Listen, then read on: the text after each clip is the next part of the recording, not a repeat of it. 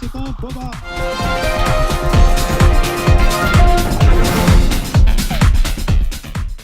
L'article 1 vise à encadrer la liberté d'expression des enseignants, y compris en dehors de leur temps de travail. Les articles 2 et 3, en rendant obligatoire l'instruction à 3 ans, font un magnifique cadeau au privé. Effectivement, les communes financent aujourd'hui les écoles maternelles publiques. Demain, elles seront obligées de financer aussi les écoles maternelles privées.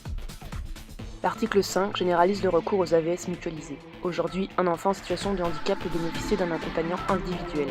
La loi prévoit que plusieurs élèves qui peuvent être dans des classes différentes devront se partager un même accompagnant. L'article 6 quater crée les établissements des savoirs fondamentaux. Aujourd'hui, chaque école fonctionne de manière indépendante avec un directeur ou une directrice que les parents peuvent rencontrer facilement. Dans l'établissement des savoirs fondamentaux, les écoles sont sous la tutelle du collège qui est dirigé par le principal. Il reste seulement un adjoint responsable des écoles primaires. Aujourd'hui, dans chaque école, le directeur, les enseignants, des parents élus et un représentant communal se réunissent au sein du conseil d'école. Dans les EPSF, cette instance, pourtant importante, disparaît. L'article 9 marque la fin de l'évaluation indépendante des politiques éducatives. Aujourd'hui, le CNESCO, composé d'experts indépendants, est chargé d'évaluer les réformes de l'éducation.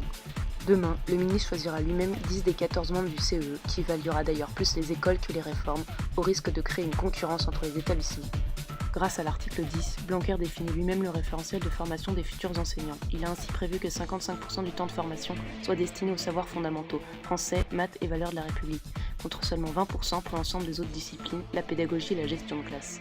Concernant les étudiants futurs profs d'ailleurs, aujourd'hui, en licence et M1, ils peuvent effectuer des stages d'observation et de pratique accompagnée. Ils doivent attendre d'avoir le concours et donc l'année de M2 pour pouvoir être seuls en classe.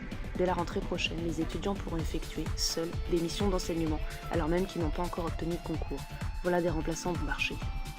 C'est faux, c'est un bobard.